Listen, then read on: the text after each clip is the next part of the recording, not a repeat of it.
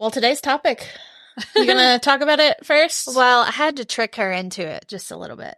You don't like talking about this. It kind of makes me a little nervous. Not as nervous as boundaries and narcissists, but pretty close. You know, it's really funny because it does not make me nervous. And all of the years that I've known you, that would be the conversation that makes Kasey nervous. Really? Yeah. Well, I guess listeners, viewers, we should probably tell you what that's about. Well, they know because I already posted it. What? Yeah. Okay. So everybody knew, except for Kelsey, apparently, what we're talking about today. This is a topic that we've touched on a little bit, but whenever you hear the word intimacy, most people's mind goes to sex. Yeah. And that is a part of intimacy, but I don't think that's the foundation of intimacy. Hi, I'm Kasey, and right here beside me is Kelsey. We are licensed professional counselors, mothers, entrepreneurs, and besties. We know firsthand what it's like to wake up one day and think, how in the heck did I wind up here? Through our own journeys of self-discovery, we found that joy is something that has to be pursued through internal work. Now we are on a mission to help women from all walks of life understand themselves more so they can have real lasting joy. Join us every Thursday to hear fun and insightful interviews with experts who can point you toward self-discovery and fulfillment. I didn't get nervous because when I think of intimacy, I think about sex. I got nervous because I know it's so much more than that, and it's so layered and so detailed.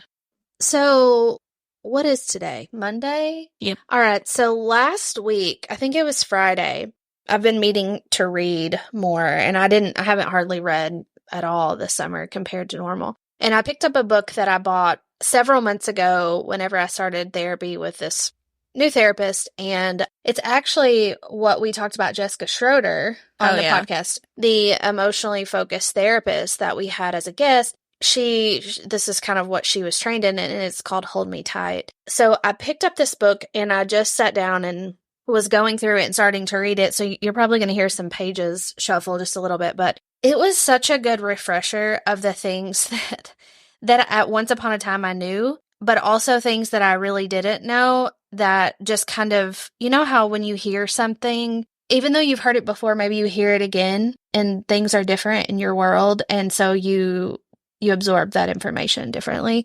That's kind of how it felt. But one of the things, there's a few things that I just want to say, and then maybe that'll get your wheels turning. So this therapist talks about how in her work with couples, something just didn't feel right, and that she would do all of this work with couples, and, you know, no matter how many lessons they learned and fighting fair and communication and all of these different things that you hear, she said that she always could sit back and perceive something that was supposed to be love, but something that just remained a mystery in relationships. Like, you couldn't really explain it. Couldn't really put your finger on it. Yeah, can't put your finger on it. Yeah. And so that sparked her interest in researching more about couples and communication. It was like light bulbs went off for me, because when we interviewed Jessica Schroeder, she talked about how like romantic relationships are so much like attachment that is formed early on in our lives. Yeah. And how those were so interconnected. And I mean, I get it. And I get, you know, how you were raised and how you formed those bonds of attachment to your parental figure definitely has to impact your relationship. Yeah. You'd be crazy to think it doesn't. But there was all of this research that was done with like monkeys. Monkeys? Yeah. Long time ago. And all of this research that basically showed there is a direct correlation between our needs being met early in life, so in the way that we bond and attach to our parental figure, compared to how we bond and relate to romantic relationships. Yeah, absolutely. And so there was one thing in the book that I highlighted that the author, Sue Johnson, said, love, it seemed, was all about non-negotiables. So these couples would come into sessions and they were like, that's a non-negotiable. You are not going to do this, and I will not tolerate this. This is a boundary. Mm-hmm. You know? Yeah. What she said was that you can't bargain for compassion. And you can't bargain for connection. And that those are not intellectual responses. Those are emotional responses. And so when you find one person or both people in a relationship, a romantic relationship, and one feels like they're bargaining for connection, that's a problem.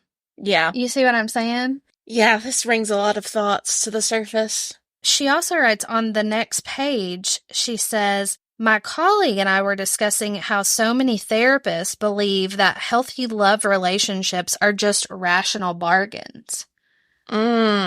Yeah, but I could see if you're like bargaining for attention, like, oh, or this is a non-negotiable, how triggering it is for the other person hearing it, right? That might light up a whole conflict, everything. Yeah. Because a lot of people don't like to be talked to like that.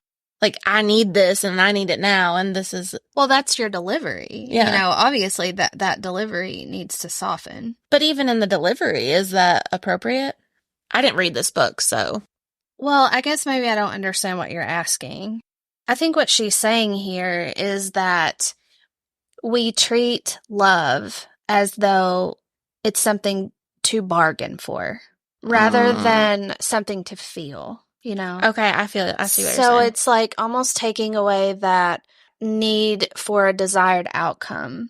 It's like, look, I see you, I hear you, I love you, I love who you are, what you stand for, your heart, blah, blah, blah. And at the end of the day, I love you. You know what I mean? It's not like, I love you, bud, or I need you to do this so that I can love you more. It's really just about focusing on that emotion. So love first. Feel the love. Well, I'm not sure that that's what this whole book is about. I'm just saying those were a few things that were really interesting that came up. And so they said, like, there's this conversation. I don't really want to have to read it, but I'll read this couple of sentences. And so basically this Sue Johnson and her colleague were going back and forth, like, what is love? Is love a feeling? Is love a thought? Is love a whatever? So she says, okay, my colleague challenged. So if love relationships aren't bargains, what are they? Then I heard myself say in a casual voice, oh, they're emotional bonds. They're the innate need for safe emotional connection. Emotional safety. Yeah. So just like John Bowlby talks about in attachment theory about moms and kids, it's the same thing that's going on with adults. And so I went on and I kept reading and I found this one other sentence that I was like, okay, this makes so much sense for safety and intimacy and all of that. Romantic love was all about attachment and emotional bonding. Think about that for a second. Romantic love, which is not something that is innate to us, like when we are born, was all about attachment and emotional bonding. It was all about our wired-in need to have someone to depend on, a loved one who can offer reliable emotional connection and comfort. And so there's also more in here about what people call codependency, which we've talked about. Yeah. And she really pushes back against some of that, saying, that's not codependency, that's love. That's that emotional, that innate, that wiredness in us to connect. And depend on somebody. Right. Okay. I mean, it just gives you a totally different way of looking at a relationship, which takes you back to that EFT, that emotionally focused therapy. It's all about the feelings. Feel the feelings, feel the feelings. Well, when I think about intimacy, I think about the little things. And the things that you just listed off are like, I think like a core foundation, but what does it take to get to that? What does it take? Yeah. Listen, okay. This is really not a book study, I promise. But whenever I was reading this, I wrote over here in the margin, which you've probably already looked at it and read it. The message of EFT is simple. Forget about learning how to argue better, analyzing your early childhood, making grand romantic gestures, or experimenting with new sexual positions. Instead, recognize and admit that you are emotionally attached and dependent on your partner in much the same way that a child is on a parent for nurturing, soothing, and protection. Adult attachments may be more reciprocal and less centered on physical contact, but the nature of the emotional bond is the same. EFT focuses on creating and strengthening this emotional bond between partners by identifying and transforming the key moments that foster an adult loving relationship, which are being open, attuned, and responsive to one another. And so I wrote in the margin that maybe with like me personally, maybe that's why you felt like home, to me in a certain way, because nobody had ever made me feel like there was this attunement between us and like this. Yeah, and when there's the highest level of intimacy in a relationship, you really have to be attuned with one another.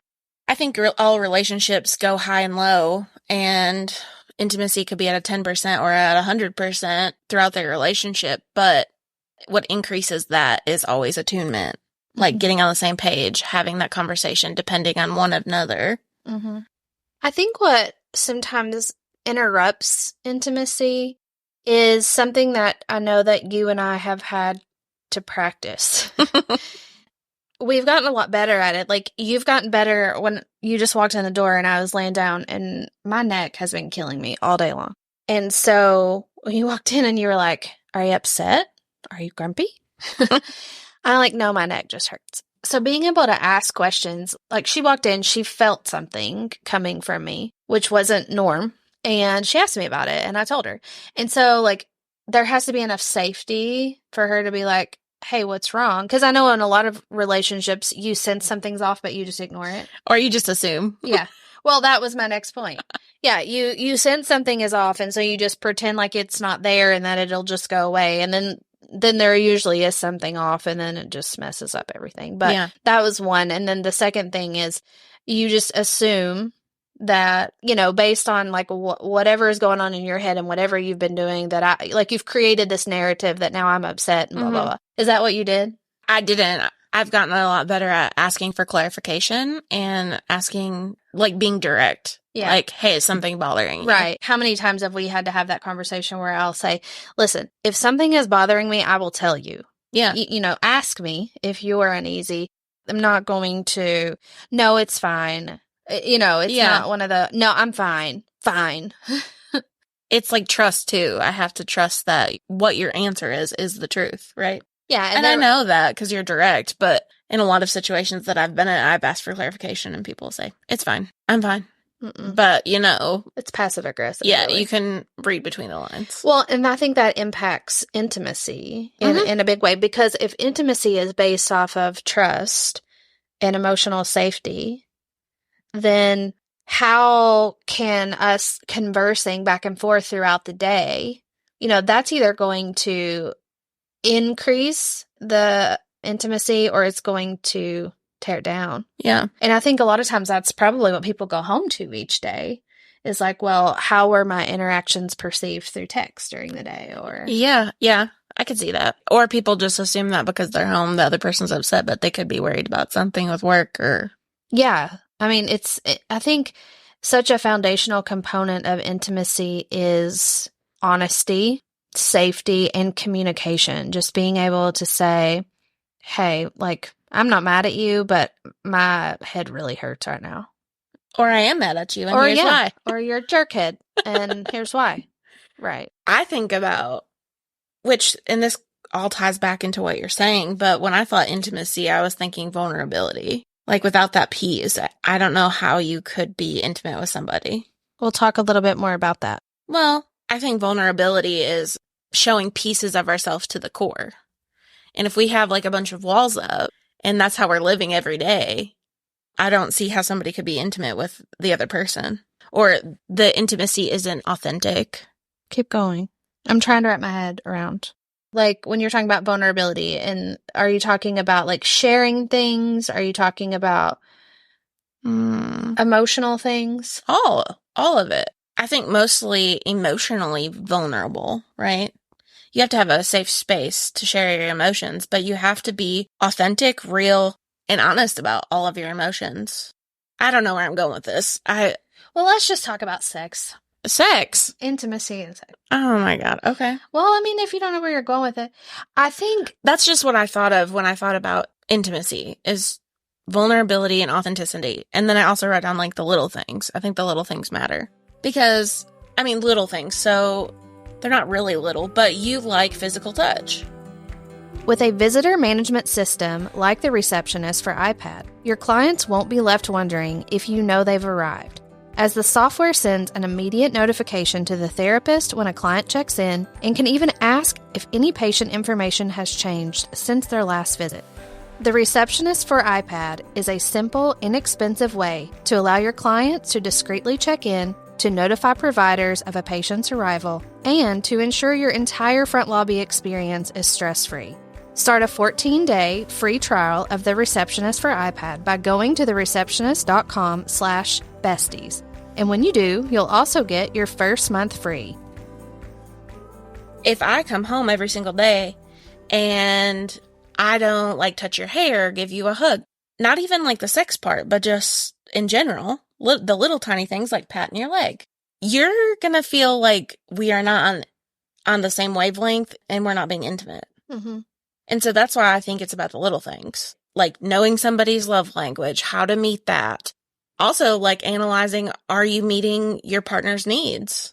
Yeah, and so when you were saying that, I was also thinking about how when you are attuned in those ways, so like if you're patting on me or touching my hair or whatever, if you are someone that does that regularly and that's how we bond and that's how we are intimate with one another, if you just stopped doing that, or like if that didn't happen, because I think that that's probably something that people experience. Well, what do you recommend that somebody who experienced this? I think you have to communicate about it. Yeah. It's all a circle. Yeah. And so if your needs aren't being met, and let's say your love language is physical touch, and that creates that vulnerability between you and your partner, and that's not happening, then I think the very first thing would be asking. Same way, and that's kind of what I was getting to with like physical intimacy. Gosh, I mean, there's a lot of things I could say about that. One, I think that most people who are honest with themselves, so let's start there. Okay, honest with themselves. I'm going to write this down. If you are truly being honest, think about all the conversations that we have had over the last 4 years with people. And if they are truly being honest, think about all of the people that we've talked to, clients included, who are not fulfilled physically, but they think they are. I don't think they think they are. I think they are convincing themselves that they are. That's what I'm saying. Yes. They're trying to make themselves think that it's fine.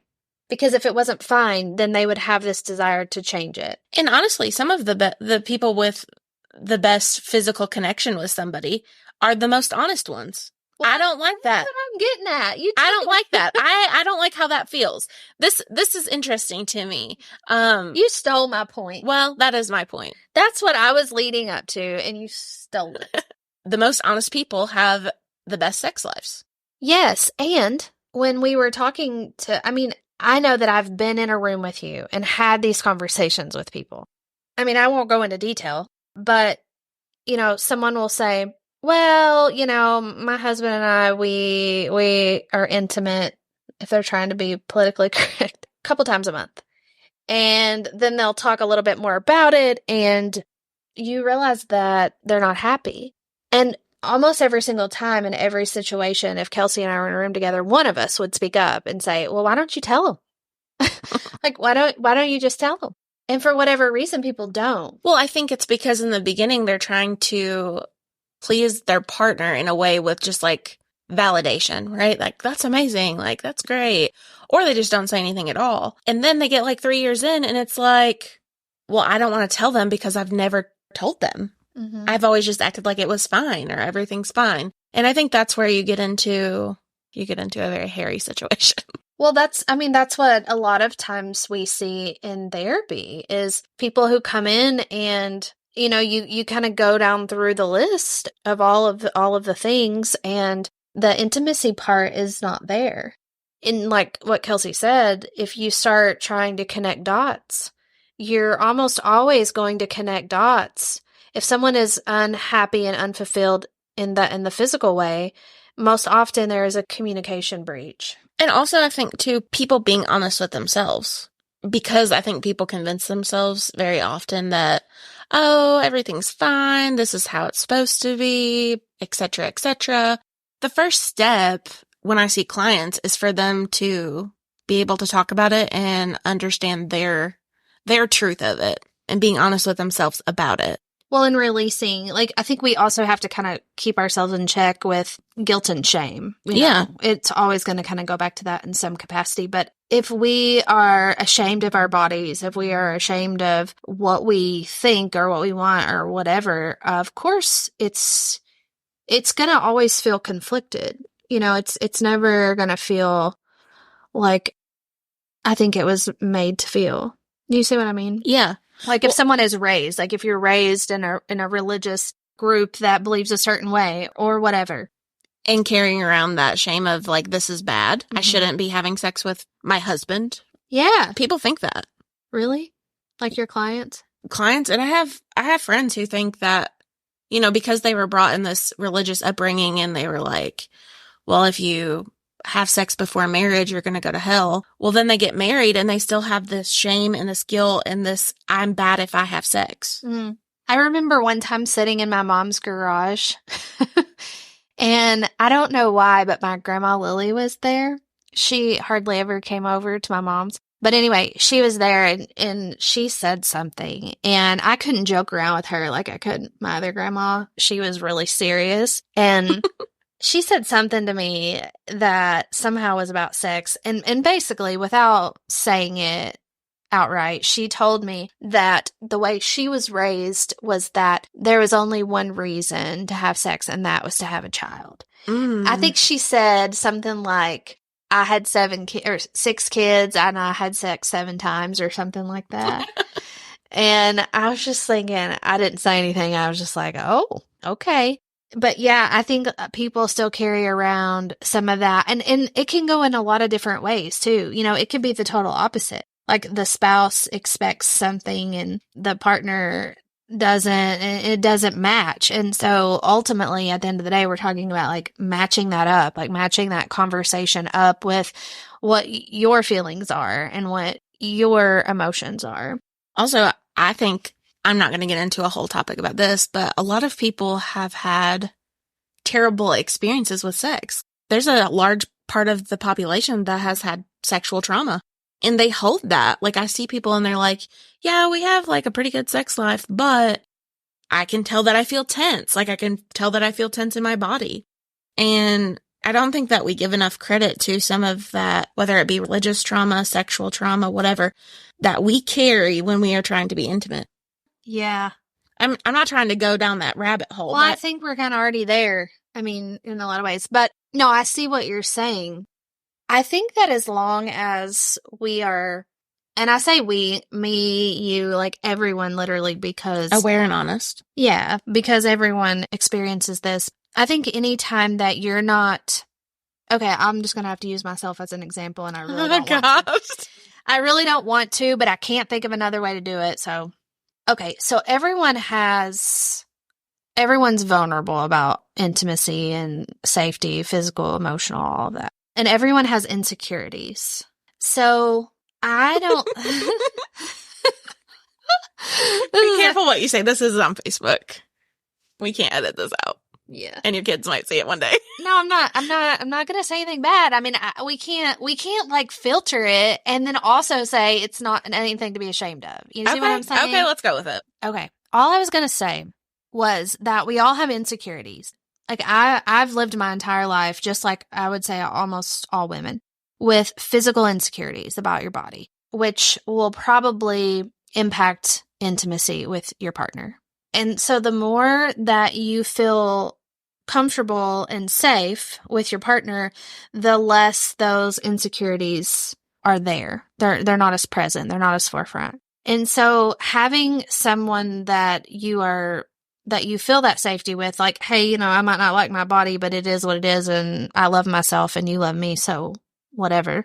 But I think a lot of people get hung up on that. And when they're made to feel shame, or they're made to feel like their body is just for that purpose, I think it brings about a whole new world of insecurities. But when you're with someone that you trust, like to the core, and you have that emotional safety and that intimacy and that trust. I think it goes back to, all in all, depending on somebody. Are they who they say they are? And are they going to be there regardless? You know what I'm saying? Mm-hmm. Dependability. And from your book, it said depending on someone else. Yeah. And, I think there is just so much that's taken for granted. And I'm just going to speak just from a women's perspective on this point. But when you are in a relationship where you feel that sex is just about your body, at least for me, that shuts parts of me down. And I think you have to have a partner that you can trust with your body. And, I hear so many stories, especially when I was seeing clients, where one partner would have very risky, interactions. And I remember one a long, long time ago, and very risky interactions on one side, and bringing that back into the relationship. And that woman could not trust him with her body anymore. It was not respected. Yeah. And so maybe a part of intimacy is also respect.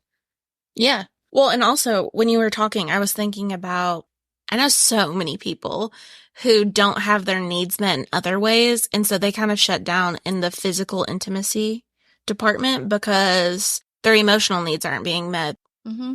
Men have a different accelerator than women. I knew you were going to say that. Yeah, that's like my go-to. Women have to be eased into it, and not all women. Everyone has a different accelerator, but... Well, can you just maybe clarify what that is for someone that's never heard that term in that way? An accelerator is basically like what gets you to sex. Mm. And some people have really I'm just going to be honest here. They can just take off their clothes and go to town. And other people, they have to be petted on, or just have a conversation with, or lay in bed and not expect sex, but sex is the outcome.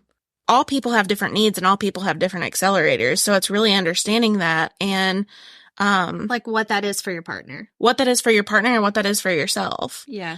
And I think people already know it. They just don't talk about it enough. Yeah, 100%. They know, hey, when I come home, I want to be greeted, and I want somebody to be excited to see me and not just sit on their phone or do laundry all day. I'm so excited to see you. Yeah, like that. There are some people out there who like that. And there's some relationships who probably that don't need that. But it's knowing your partner, knowing yourself, and knowing what you need in order to get you to intimacy. Yes. But also physical intimacy. Knowing that enough to where that builds all day long, so that when you do get home, you are excited to see that person, and, trying to do things throughout the day that's going to work toward that. Yeah. If that's something that you're seeking out in your relationship. Do you see what I'm saying? No, I need you to clarify. Okay. For example, I don't know, let's say that someone just wants attention from their partner.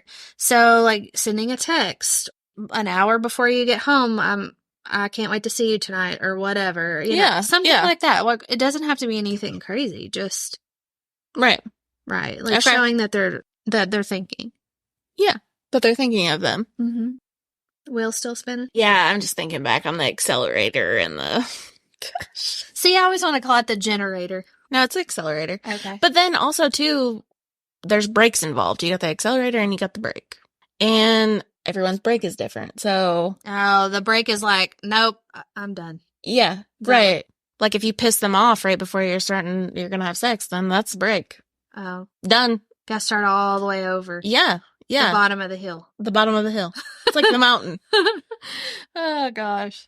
So, I guess the takeaway here is, now we do have experts coming on our show to talk about this, and I really am looking forward. And I kind of wanted to just do this one too, because I thought maybe it would get our wheels turning. And so I want to have some really good questions for them. Well, and I think too, intimacy is connected to a lot of things that we've been talking about, like emotional safety, vulnerability, shame, guilt, codependency.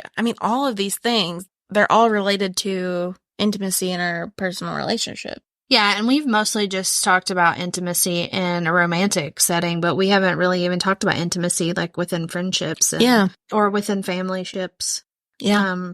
Are you a kissing family, or are you the hugging family? No, thank you.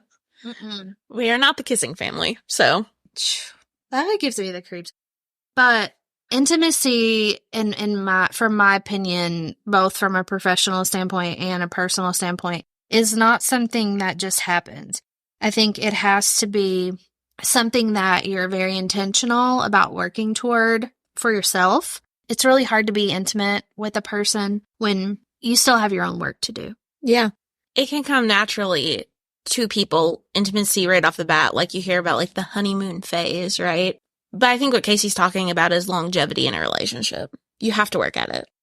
Thanks for listening. Follow, like, share. If you leave a review, we can hit you with a hat. Back Porch Besties. I'm wearing one right now. If you leave a review on Apple or Spotify. You want them to post it in the comments or something? Post it in the comments, and we will put you in for a drawing for a free app. Cool. Peace out, besties. Peace out. If you're enjoying our podcast and would like to hear more from us, leave us a review wherever you get your podcasts so we can keep making great content. Talk to you later, besties.